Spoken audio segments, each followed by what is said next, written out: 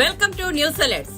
AP CM చంద్రబాబుకు హైదరాబాద్ లో TDP శ్రేణుల నుంచి ఘన స్వాగతం లభించింది. ఢిల్లీ పర్యటన ముగించుకుని బేగంపేట విమానాశ్రయానికి చేరుకున్న ఆయనకు తెలంగాణ టీడీపీ నేతలు, కార్యకర్తలు స్వాగతం పలికారు. ఏపీ సీఎంగా బాధ్యతలు చేపట్టిన అనంతరం చంద్రబాబు తొలిసారి నగరానికి వచ్చిన నేపథ్యంలో పార్టీ నేతలు ప్రత్యేక ఏర్పాట్లు చేశారు. వాహనంపై నుంచి ప్రజలకు అభివాదం చేస్తూ చంద్రబాబు ముందుకు సాగారు. ఓవైపు భారీ వర్షం కురుస్తున్నప్పటికీ లెక్క చేయకుండా అభిమానులు ఉత్సాహంగా ర్యాలీలో పాల్గొన్నారు.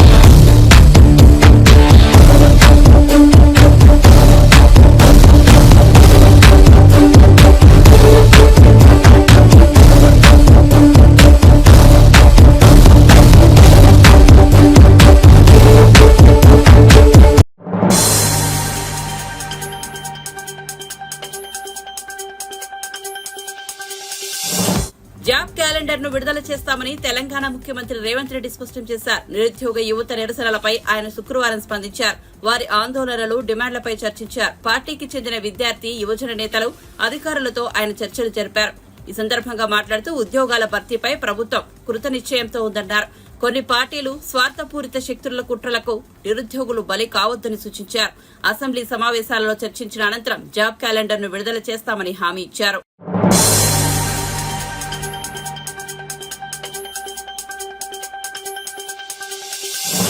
మాచర్ల మాజీ ఎమ్మెల్యే పిన్నెల్లి రామకృష్ణారెడ్డిని పరామర్శించేందుకు వచ్చిన జగన్ పిన్నెల్లికి మరిన్ని కేసుల్లో శిక్ష పడేలా సాక్ష్యం చెప్పి వెళ్లారని దేవాదాయ శాఖ మంత్రి ఆనం రామనారాయణ రెడ్డి అన్నారు. ఈవీఎం ధ్వంసం చేశారని జగన్ చెప్పిన సాక్ష్యాన్ని పరిగణలోనికి తీసుకుని పిన్నెల్లిని శిక్షించాలని కోరారు. నెల్లూరులో ఆనం రామనారాయణ రెడ్డి, మున్సిపల్ శాఖ మంత్రి నారాయణ సమావేశమై జిల్లా అభివృద్దిపై చర్చించారు.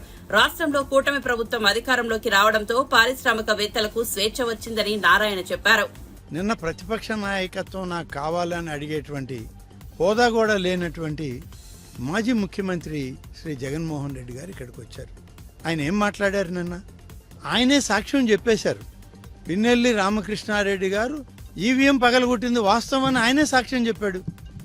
దానికి వేరే విచారణ అవసరం లేదు. సాక్షాత్తు జగన్మోహన్ రెడ్డే సాక్షి కాబట్టి న్యాయస్థానాలు కూడా ఎటువంటి విచారణ లేకుండా చట్ట ప్రకారం ఆయన మీద చర్య తీసుకోవాల్సిన అవసరం ఉందనేదే ఇవాళ నేను అనుకునేటువంటి కార్యక్రమం. ఇది వ్యక్తిగతంగా నేను మాట్లాడుతూ ఉన్నాను. ఈవీఎం పగలగొట్టింది వాస్తవమే అని అంటే సాక్ష్యమే కదా.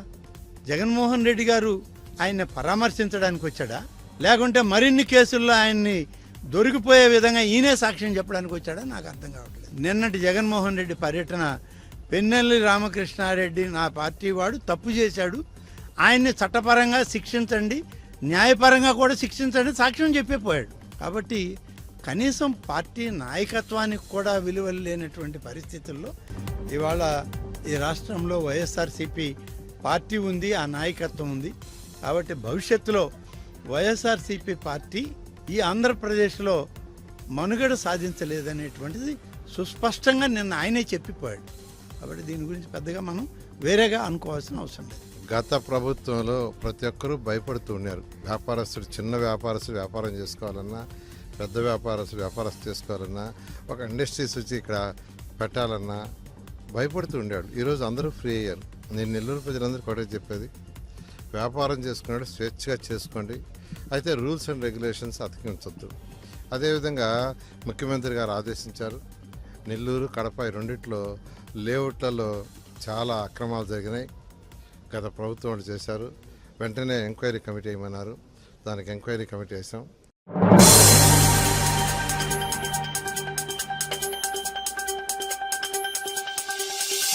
మోడీ 3 సార్లు ప్రధానిగా గెలిచినా ఎన్నడూ జైలుకు పోలేదన్నారు కాంగ్రెస్ నేత జగ్గారెడ్డి. దేశ ప్రజల మేలు కోసం కొన్ని గంటలైనా జైలు జీవితం గడిపారా అని ప్రశ్నించారు. స్వాతంత్ర్యోద్యమం కోసం నెహ్రూ 3259 రోజులు జైలు జీవితం గడిపారని అన్నారు. నెహ్రూ, ఇందిరాగాంధీ కుటుంబం దేశ ప్రజల భద్రత కోసం చంపబడ్డాయన్నారు.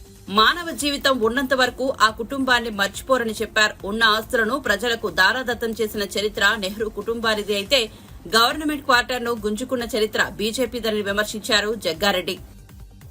ఏ ప్రభుత్వం ఉన్నా ఆ పని చేస్తారు. అందులో కొంత వాస్తవాలేంటి అవాస్తవాలేంటి రాష్ట్రపతి హోదాలో కొంత సవరణ చేసుకునే అధికారం కూడా రాష్ట్రపతికి ఉంటుంది. ఎందుకంటే రాష్ట్రపతి అనేది ఫస్ట్ సిటిజన్ ఆఫ్ ఇండియా, దేశానికి మొదటి సిటిజన్. ఆమె చాలా బాధ్యత గల పోస్టు. ప్రభుత్వము ప్రధానమంత్రి గారు డైరెక్షన్ ఇచ్చేదాన్ని ఇండైరెక్ట్ గా ఇచ్చే డైరెక్షన్ రాష్ట్రపతి పాటించిన కొంత మంచి చెడు కరెక్టా రాంగా అనే విశ్లేషణ చేసుకునే ఒక పవర్ కూడా రాష్ట్రపతికి ఉంటుంది.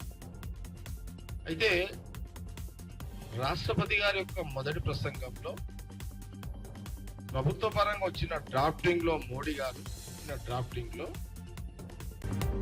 లేని నిజాలు ఉన్నట్టుగా రాష్ట్రపతి ప్రసంగంలో రావడం, అది మహానుభావుడు మొదటి ప్రధాని నెహ్రూ గారి గురించి, ఇందిరాగాంధీ గురించి వాళ్ళు ఆ రాష్ట్రపతి ప్రసంగంలో చెడు చెప్పే ప్రయత్నాన్ని వాళ్ళు రాష్ట్రపతి ప్రసంగంలో ప్రారంభించింది రాష్ట్రపతి గారు. సరే, ఆ రోజు దేశ స్వాతంత్రం వచ్చిన తర్వాత మొదటి ప్రధానిగా నెహ్రూ గారు అప్పుడు డైరెక్ట్ గా దేశ ప్రజలే, దేశ నాయకత్వమే, స్వతంత్ర ఉద్యమ నాయకులు, ఆ కార్యకర్తలు డైరెక్ట్ గా ఎలక్షన్ కమిషన్ లేని రోజులవి డైరెక్ట్ గా నెహ్రూ గారిని డైరెక్ట్ గా ప్రధానమంత్రిని ఎంపిక చేసుకోవడం జరిగింది. అది మహాత్మా గాంధీ యొక్క నాయకత్వం. ఎప్పుడైతే నెహ్రూ గారు ప్రధానమంత్రి అయ్యారో దాని తర్వాత అప్పటి వరకు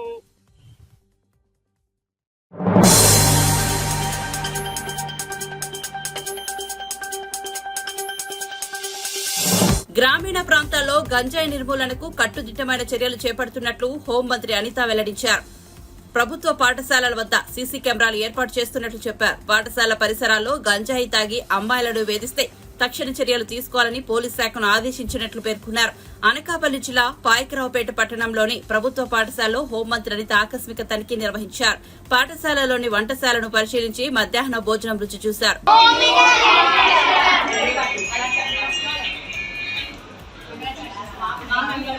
బాగా చదువుకోవాలి, ఓకేనా? ఫస్ట్ థింగ్ ధైర్యంగా ఉండాలి, ఓకేనా? ఎవరో ఏదో అన్నారని, ఎవరో ఏదో అంటున్నారని భయపడుకోకూడదు. చాలా ధైర్యంగా ఉండాలి.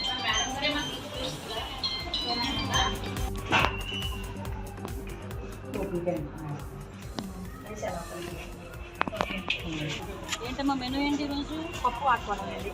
అంతేనా? గుడ్డు అన్ని ఇచ్చారా?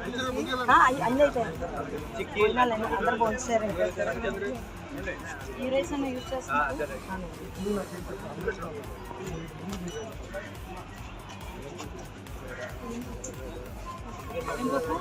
కందిపప్పు. గవర్నమెంట్ మెయిన్ హై స్కూల్, అదేవిధంగా గర్ల్స్ హై స్కూల్ అన్నింటినీ కూడా సరిగ్గా విజిట్ చేయడం జరిగింది. ఎందుకనంటే ఇక్కడ చుట్టుపక్కల గ్రామాల్లో ఎక్కడైనా, చుట్టుపక్కల ప్రాంతాల్లో ఎక్కడైనా ఈ గాంజాయి సప్లై కానీ, ఈ గాంజాయి సరఫరా కానీ జరుగుతుందా, లేకపోతే పిల్లలందరూ పరిస్థితి ఏంటి, వాళ్ళ మిడ్ డే మీల్స్ ఎలా ఉన్నాయి, వాళ్ళందరికీ సౌకర్యాలు బాగున్నాయా లేదా అనే ఉద్దేశంతో అవన్నీ తెలియజేయడం, వాళ్ళందరి దగ్గర తెలుసుకోవడానికి ఈరోజు 2 స్కూల్స్ రావడం జరిగింది. ఇప్పుడున్న విద్యార్థులందరూ కూడా కొన్ని ప్రాబ్లమ్స్ చెప్తున్నారు. వాళ్ళకి అంటే మ్యాక్సిమం కొంత బిల్డింగ్స్ లేవని, అదేవిధంగా ల్యాబ్ లేదని, స్టాఫ్ ప్యాటర్న్ కూడా కొంచెం తక్కువ ఉన్నారని చెప్పడం జరిగింది. అదేవిధంగా మెయిన్ హై స్కూల్లో కూడా ఇక్కడైతే కొంతమంది, ఇక్కడ ముఖ్యంగా గర్ల్స్ హై స్కూల్ దగ్గర ఈ చుట్టుపక్కల ప్రాంతాల్లో గంజాయి తీసుకుంటూ కొంతమంది అబ్బాయిలందరూ కూడా ఇబ్బందులు పెడుతున్నారని చెప్పి స్టాఫ్ ఇక్కడ కంప్లైంట్ ఇచ్చిన వెంటనే పోలీస్ డిపార్ట్మెంట్ వాళ్ళు ఆల్రెడీ సీసీ క్యామ్స్ కూడా ఇక్కడ బిగించడం జరిగింది. ఇక్కడ అటువంటి ఇబ్బంది ఏమొచ్చినా కూడా ఇమీడియట్గా వాళ్ళు వచ్చి అక్కడ యాక్షన్ తీసుకోవడానికి కూడా సీసీ కెమెరాస్ కూడా బిగించడం జరిగింది. అదేవిధంగా మెయిన్ గర్ల్స్ హై స్కూల్స్ దగ్గర అన్ని దగ్గర కూడా సీసీ కెమెరాస్ ఏర్పాటు చేసే పరిస్థితి కూడా మేము తీసుకుంటాం. పోలీస్ డిపార్ట్మెంట్ సహాయ సహకారాలతో అందరూ కూడా ఒకటే చెప్తున్నా, అందరూ కూడా ముఖ్యంగా నేను మళ్ళీ నిన్న కూడా ప్రెస్ మీట్లో అదే చెప్పాను, ఈరోజు కూడా అదే చెప్తాను, పబ్లిక్ పార్టిసిపేషన్ అనేది ముఖ్యం. ఎందుకంటే ప్రతి ఒక్కరు కూడా మాకెందుకులే అని ఊరుకుంటే రోజు రోజుకి పెచ్చురైపోతుంది. కాబట్టి మన పిల్లలు అందరి పిల్లలు మన పిల్లలాగే భావించుకొని మనం కూడా ఆ పిల్లల్ని రక్షించుకునే కార్యక్రమంలో ముందుండాలని, గంజాయి రహిత రాష్ట్రాన్ని మనం చూడబోతున్నామని మీ అందరికీ కూడా తెలియజేసుకుంటూ సరిపడి.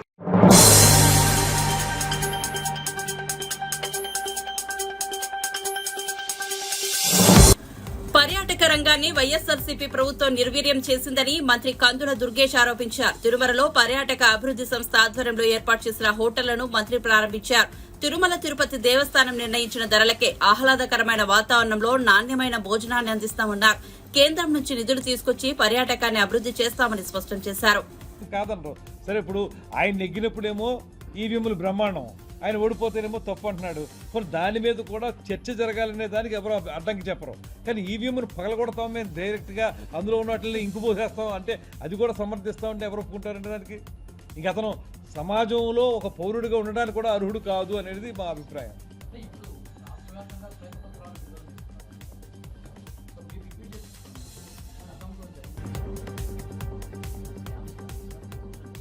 ఇప్పుడు అదే కదండి, ఇప్పుడు పోలవరం ప్రాజెక్టు మీద చూపించారు, అది మా శాఖ ఇంకా అది మనది ఇంకా రాలేదండి. ఇప్పుడు ఆర్థిక స్థితిగతులు అనేటువంటి దాని మీద వస్తుంది. వచ్చినప్పుడు అంటే వరుసగా ఒక 7 శ్వేతపత్రాలు రిలీజ్ చేస్తారు. అందులో ఇప్పటికి పోలవరం ఒకటి, అమరావతి ఒకటి రిలీజ్ చేశారు. ఈ ఆర్థిక స్థితిగతులు దీనికి సంబంధించిన దాంట్లో కూడా ఈ పోలవరం వాటిలాగే మన పర్యాటక శాఖలో జరిగినటువంటి 1-2 అంశాలు మా దృష్టికి వచ్చినాయి. అవి కూడా మేము సబ్మిట్ చేసాం. ఇంకా విస్తృత స్థాయిలో చర్చించి అవి కూడా బయట పెడతారు తప్పనిసరి. ఇప్పుడు పులివెందుల్లో కట్టారు, అది ఆ బిల్డింగ్ కట్టేశారు. అది పులివెందుల్లో సందర్శకులు వెళ్ళి తిరుపతి లాంటి చోట చేయటం మానేసి అక్కడ పులివెందుల్లోనేమో ఆ బిల్డింగ్ని 12 కోట్లు పెట్టి కొన్నారట, 27 కోట్లు ఖర్చు పెట్టారట. అది ఎవరికి ఉపయోగపడుతుంది, ఏం చేస్తారు, ఎవరు చూస్తారు? అది ఇలాంటి అనాలోచితమైన పనులు, అవి అనాలోచితం కూడా కాదని ఆలోచించే చేశారు. ఎవరికో ఉపయోగపడటం కోసం, వాళ్ళ తాబేదారులకు ఉపయోగపడటం కోసం చేసిన పని అది. దాన్ని ఎవరు సమర్థించరో. ఖచ్చితంగా అలాంటివి అన్నింటినీ మేము బయటికి తీసి ఒకటే చెప్తున్నామండి, ఇది కక్ష సాధింపు ప్రభుత్వం అయితే కాదు. కానీ తప్పు చేసిన వాళ్ళని చట్టపరంగా శిక్షించే పని మాత్రం చేస్తాం. మొన్న మేము చెప్పింది ఏంటంటే అదే, ఎవరో కక్ష సాధింపు చేయొద్దు, కానీ శిక్షించాలి చట్టపరంగా. లేకపోతే ఆ తప్పు చేయడం అలవాటుగా మారిపోద్ది వాళ్ళకి అనేదే మా ఆలోచన.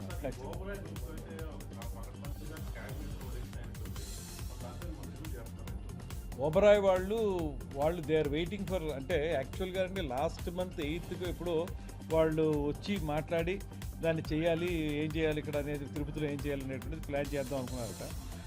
ఆ లోపల ఏం జరిగిందంటే ఈ ఎన్నికలు జరగడం, గవర్నమెంట్ ఏ గవర్నమెంట్ ఉంటుందో వాళ్ళకి తెలియదు కదా, ఆ పాత గవర్నమెంట్ ఉంటుందో కొత్త గవర్నమెంట్ వస్తుందో, వచ్చిన తర్వాత వచ్చి కలుస్తూ ఉంటున్నారు. మన డేట్ కోసం వెయిట్ చేస్తున్నారు వాళ్ళు. షార్ట్లీ నేనేం చెప్పానంటే, ఇప్పుడు రివ్యూలు కూడా వచ్చింది, అది మాకు జూలై 3rd వీక్ నుంచి మోస్ట్లీ ఈ సెషన్స్ ఉంటాయి. ఆ సెషన్స్ లోపలనే వాళ్ళతో మాట్లాడేసి ఒక నిర్ణయం తీసుకుంటే మన సెషన్స్ టైంలో ముఖ్యమంత్రి గారితోనూ ఉప ముఖ్యమంత్రి గారితోనూ మాట్లాడి ఫైనలైజ్ చేయొచ్చని చెప్పాను. అది ఈ లోపలనే వాళ్ళతో మాట్లాడి దానికి ఒక రూపం తీసుకొస్తాం.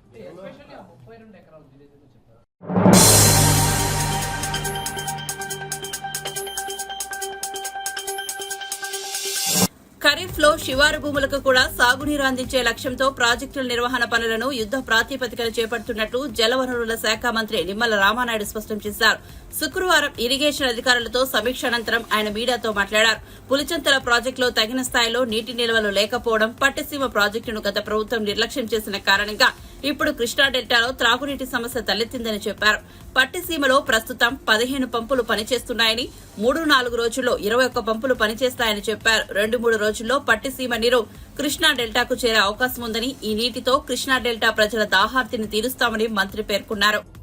మరి ఆ రోజు అస్తవ్యస్తంగా సాగునీటి వ్యవస్థను చేసి ఆ పులిచింతల నీటిని కూడా ఒడిసి పట్టలేనటువంటి పరిస్థితుల్లో ఈరోజు అక్కడ 1/2 TMC నీరు కూడా లేక ఇవాళ కృష్ణా డెల్టాకు దాహార్తిని తీర్చలేనటువంటి స్థితి వచ్చింది. అదృష్టవశాత్తు ఆ రోజు చంద్రబాబు నాయుడు గారు ముందు చూపుతో పట్టిసీమ నిర్మాణం చేశారు కాబట్టి ఈరోజు పట్టిసీమని మనం ఓపెన్ చేసుకున్నాం కాబట్టి ఇంకొక 3-4 డేస్లో ఆ పట్టిసీమ నీళ్లు మరి ఏదైతే కృష్ణా డెల్టాకు కొంతమేర దాహార్తిని తీర్చగలిగేటువంటి పరిస్థితి ఉంది. లేని పక్షంలో నిజంగా కృష్ణా డెల్టాకు సంబంధించినటువంటి 30-40 లక్షల మంది ప్రజలు త్రాగునీరు కొరతకు వలసలు వెళ్ళిపోయేటువంటి పరిస్థితి జగన్ పాలన వల్ల వచ్చేటువంటి స్థితి ఉండేది. ఇట్లా ప్రతి ప్రాజెక్టుని, ప్రతి రిజర్వాయర్ని, ప్రతి ఆయకట్టును మేము పరిశీలిస్తూ ఉంటే అడుగడుగునా కూడా జగన్మోహన్ రెడ్డి నిర్లక్ష్యం ఒక రకంగా మాకు అనిపిస్తూ ఉంది. ఏదైతే ఆ రోజు 2014లో రాష్ట్ర విభజన వల్ల జరిగినటువంటి నష్టం కంటే ఈ జగన్మోహన్ రెడ్డి పాలన వల్లే ఈ యొక్క ఆంధ్రప్రదేశ్ రాష్ట్రంకి, అందులో ప్రత్యేకించి జలవనరుల శాఖ కూడా ఎక్కువ నష్టం జరిగినటువంటి పరిస్థితి కనిపిస్తూ ఉంది. ప్రతి ప్రాజెక్టు కూడా మళ్ళీ 20 సంవత్సరాలు వెనక్కి నెట్టేశారు. వితిన్ పోలవరం అనే కాదు, పోలవరంతో పాటుగా ఏదైతే ఇతర మేజర్ మైనర్ ఇరిగేషన్ ప్రాజెక్ట్స్ ఏవైతే ఉన్నాయో అన్నీ కూడా 20 సంవత్సరాలు వెనక్కి వెళ్ళిపోయేటటువంటి పరిస్థితి ఉంది. వాటిని కూడా మేము ఈరోజు చాలా క్లియర్గా ఏదైతే ఒక ప్రణాళిక వేసుకొని 2019 వరకు ఏ ప్రాజెక్టుకి ఎంత మనం ఖర్చు పెట్టామో మన ప్రభుత్వంలో, 19-24లో ఈ ప్రభుత్వం వచ్చిన తర్వాత ఏ మేరకు నిధులు పెట్టారు, ఆ పెట్టిన నిధులు కూడా ఎంత మేర సద్వినియోగం అయినాయి. ఎందుకంటే అందులో సగం మళ్ళీ వైఎస్ఆర్సీపీ వాళ్ళ అవినీతి మరి జేబులు నింపుకోవడానికి వెళ్ళినటువంటి పరిస్థితి కూడా కనిపిస్తూ ఉంది. మళ్ళీ రేపు అవి పూర్తి చేయడానికి ఈ 24 తర్వాత మనం ఎంత ఆ ప్రాజెక్టు వారిగా ఎన్ని నిధులు మనం ఖర్చు పెట్టాలి, ఆ నిధులు ఖర్చు పెట్టడంతో ఎంత ఆయకట్టు మనకి మరి అందుబాటులోకి వస్తుంది, దానికి ఎంత సమయం పడుతుంది, ఆ ప్రాజెక్టుకి సంబంధించి ఏదైతే ఇబ్బందులు ఏవైతే ఉన్నాయో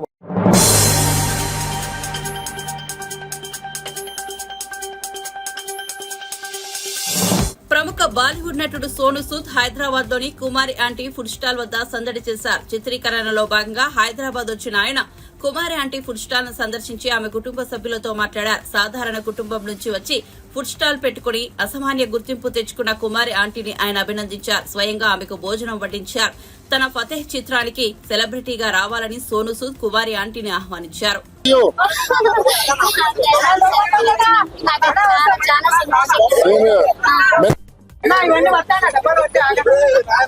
So today silence.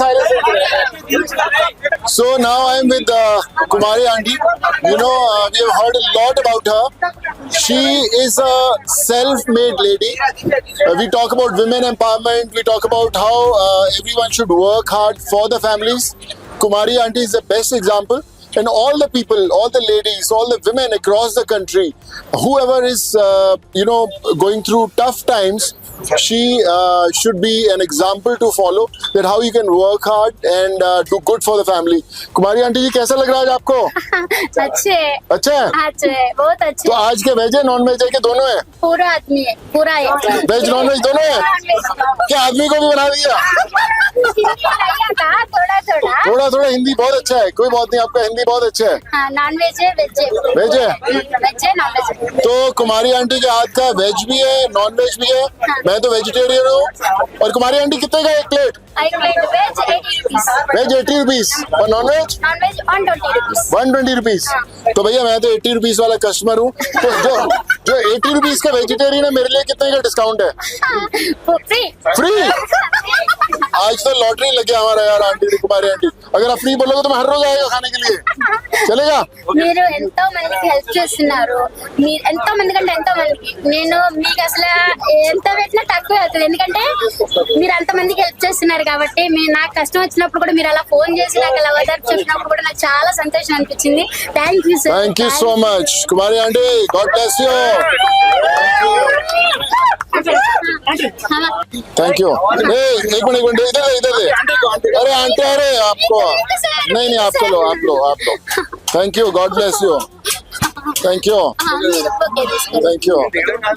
अभी ये आप पकड़ो साथ में. What's your name? Yamini. Yamini तो ये आप बेटा किधर है? अरे हीरो इधर. What's your name? Dhanush. So एक मिनट, कुमारी आंटी का बेटा धनुष और डॉटर यामिनी इज देयर. आप लोग मम्मी का हेल्प कर.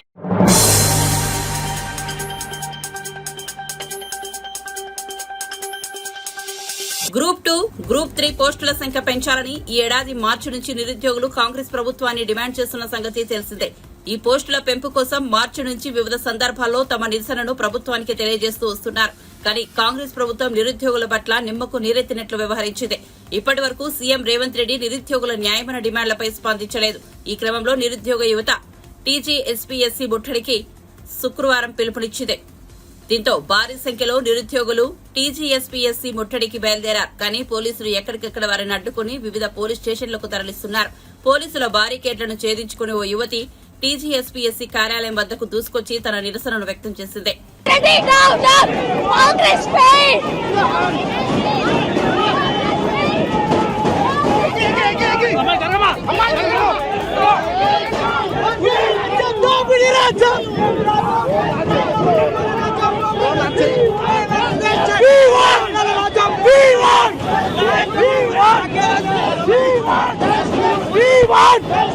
ఏం చేస్తున్నావు రేవంత్ రెడ్డి? ఏం దిక్కున్నావు?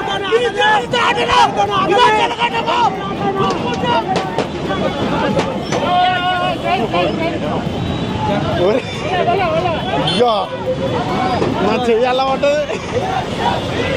ఏగా మీ డ్యూటీ మీరు వేసిర్లేదు.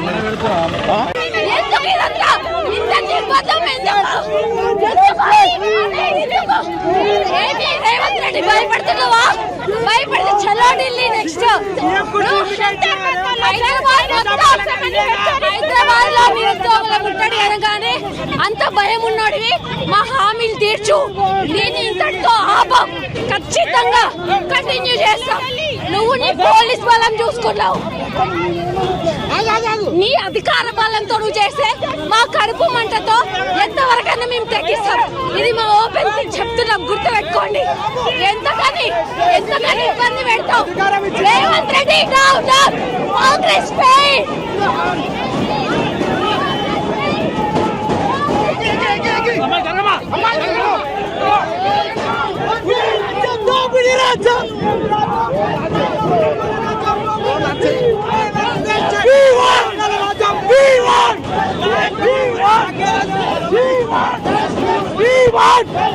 ఏం చేస్తున్నావు రేవంత్ రెడ్డి? ఏం దిక్కున్నావు?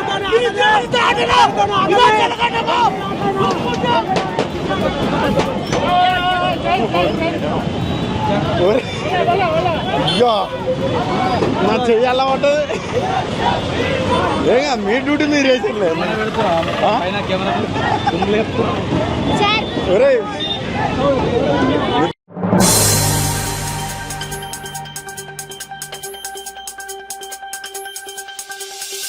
కల్కి సినిమాలో వినియోగించిన బుజ్జి వాహనం విశాఖలో సందడి చేసింది. విశాఖ సాగర తీరం సమీపంలో బుజ్జిని నడపడంతో ప్రజలు ఆసక్తిగా తిలకించారు. వాహనంతో ఫోటోలు దిగేందుకు పోటీ పడ్డారు. విశాఖ వ్యాలీ పాఠశాల మైదానంలో బుజ్జిని ప్రదర్శించారు. వాహనాన్ని చూసేందుకు ప్రజలు భారీగా తరలివచ్చారు. కల్కి సినిమాను మరింతగా ప్రజల్లోకి తీసుకెళ్లేందుకు ఈ ప్రదర్శన ఏర్పాటు చేసినట్లు నిర్వాహకులు వివరించారు.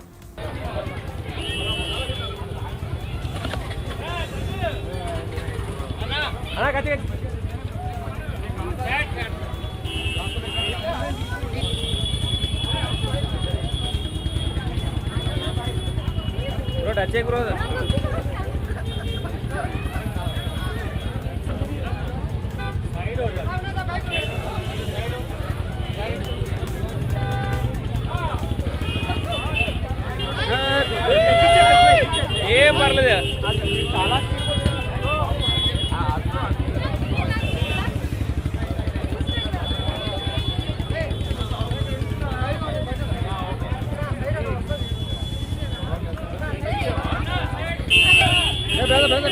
పక్కల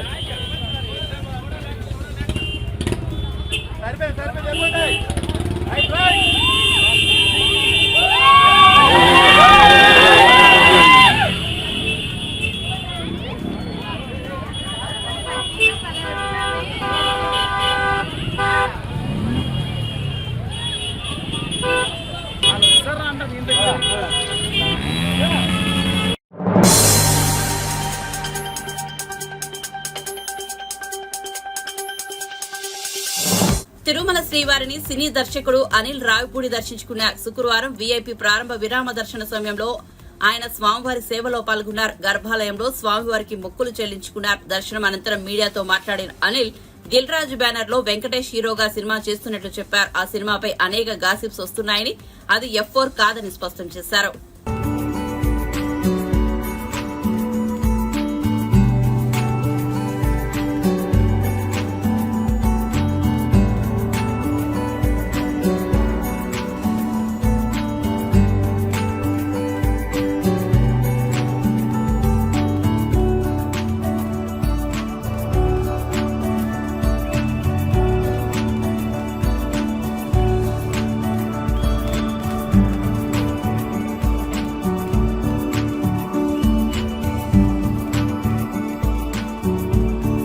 భగవంత్ కేసరి సినిమా సక్సెస్ తర్వాత సాహు గారు పడ్డారు నిర్మాత.